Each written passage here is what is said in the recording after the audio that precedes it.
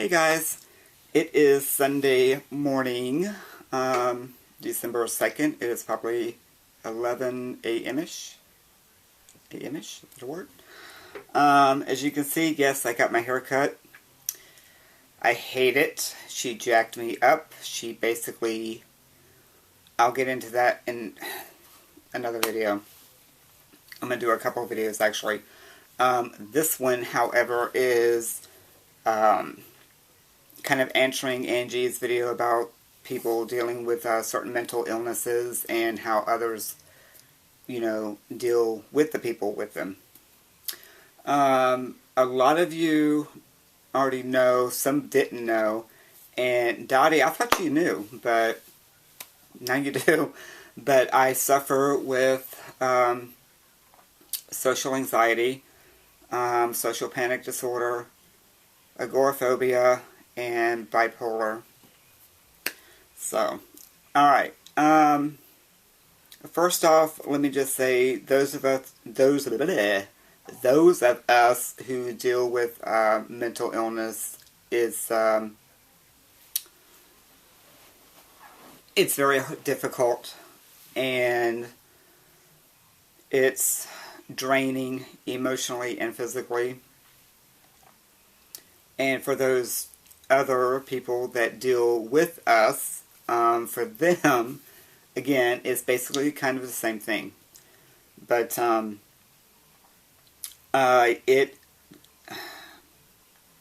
for instance, we'll just do the bipolar thing. There are different severities of it. There's bipolar 1, there's bipolar 2.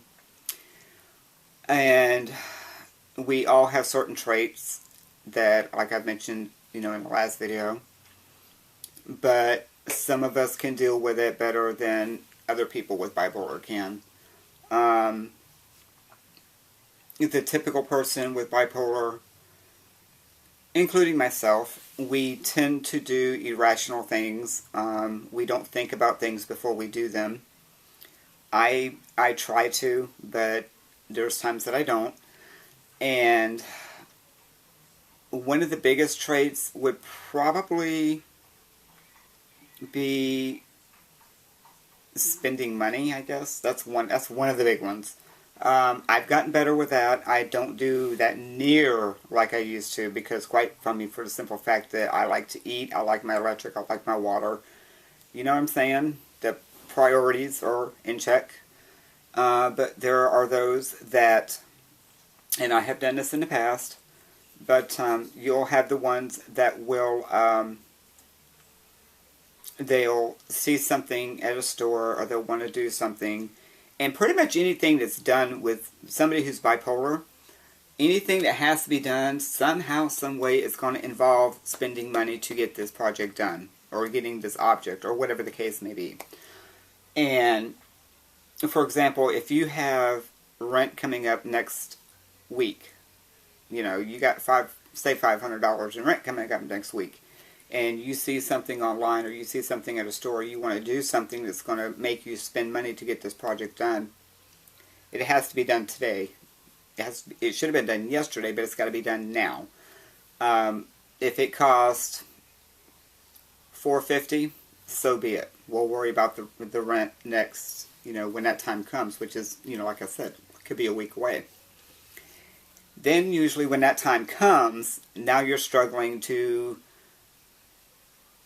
get your rent money. You're asking all your friends and yada yada yada. You're selling shit. The whole thing. I don't want to say insane. There's certain words I don't like, but it's very irrational. So we'll just go with irrational. We have major mood swings.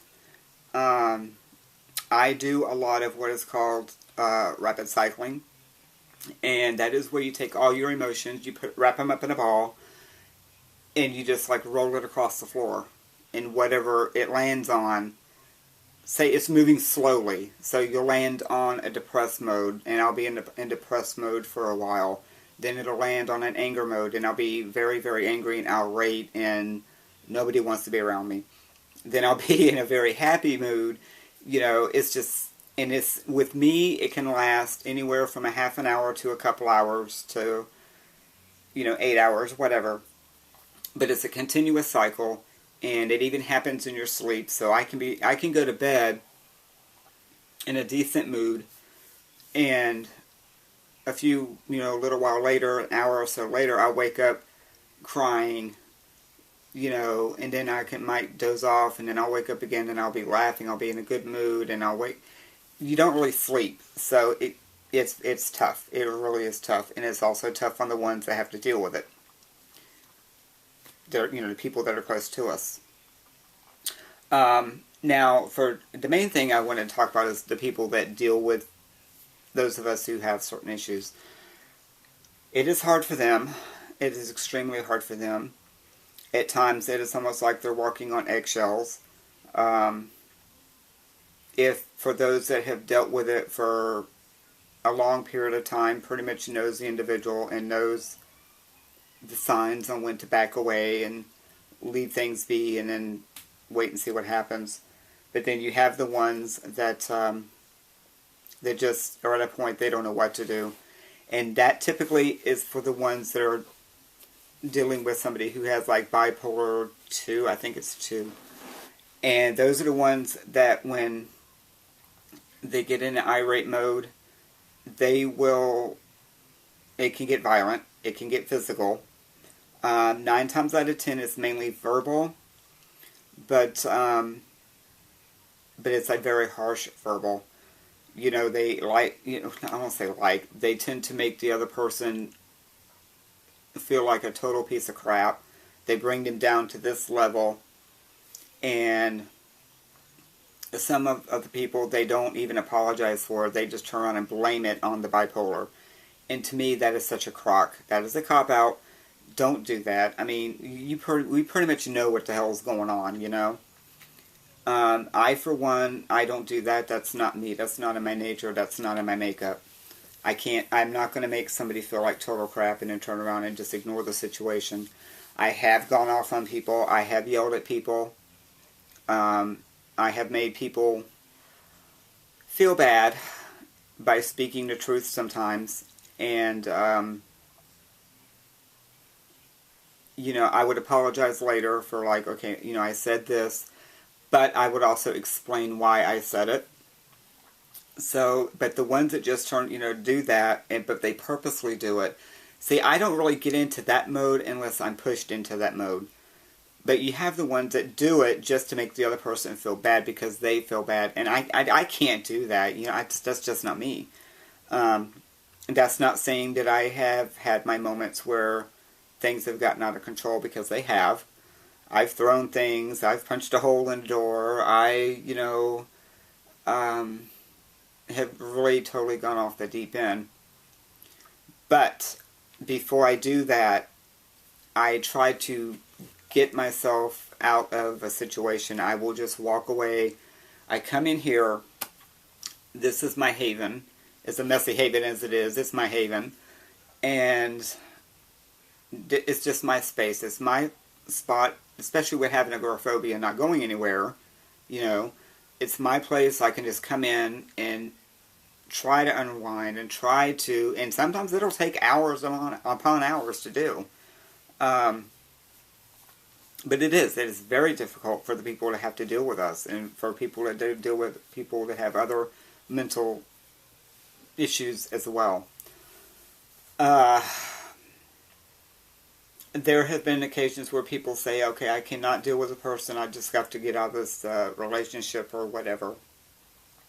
Depending on the situation, that can be on their part a cop-out.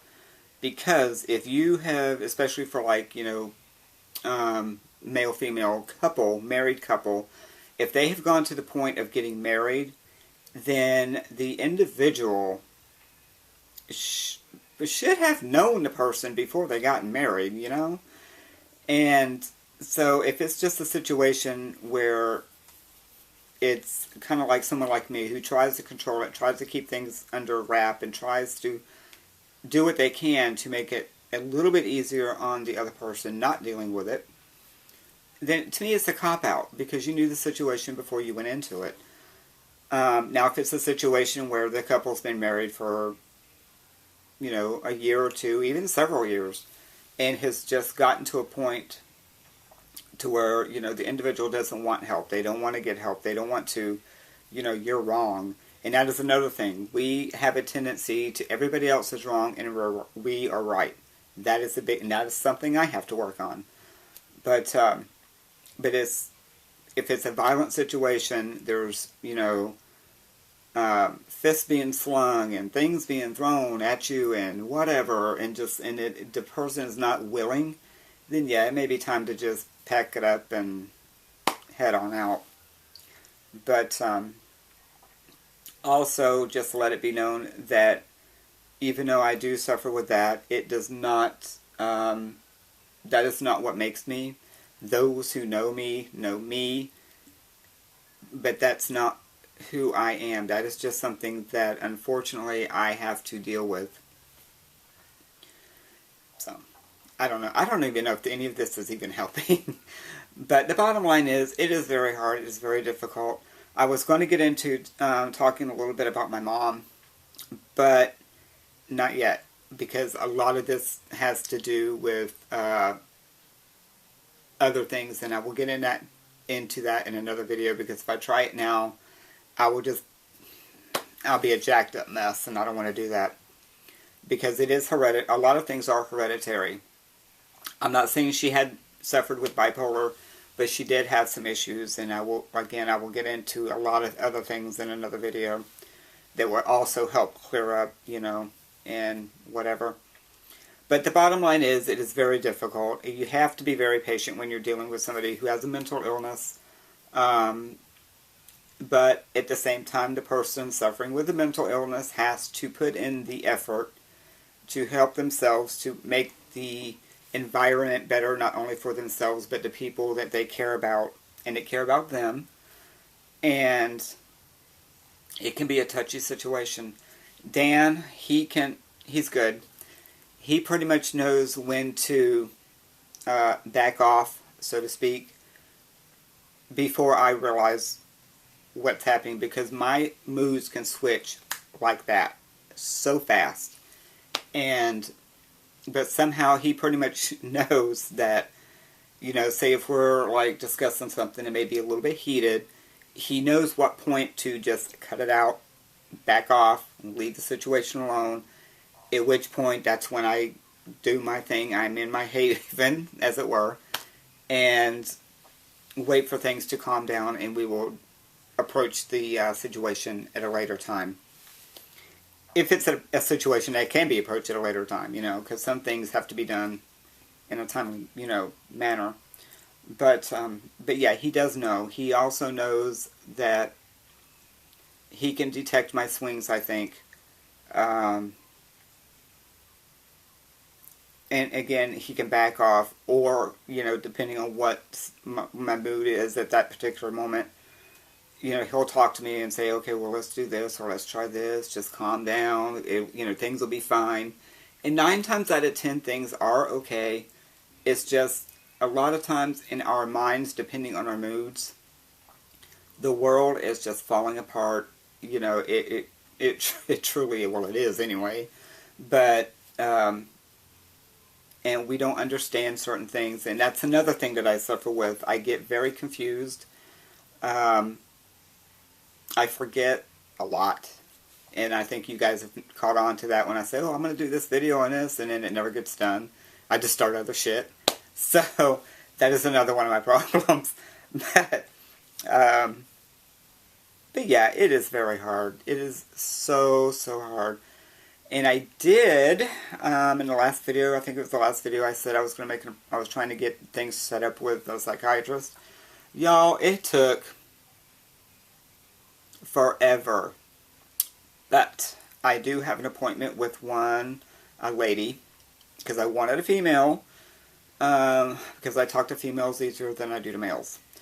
On Tuesday, I have an appointment with her. So I'll be back, depending on what kind of mood I'm in when I leave her office. God, I don't know. I'm scared to death, y'all. I really am. But it has to be done. There's some things that I have to deal with that I do not talk about, that nobody even knows. You know, a lot of things that I went through with Mom before she passed. And, yeah.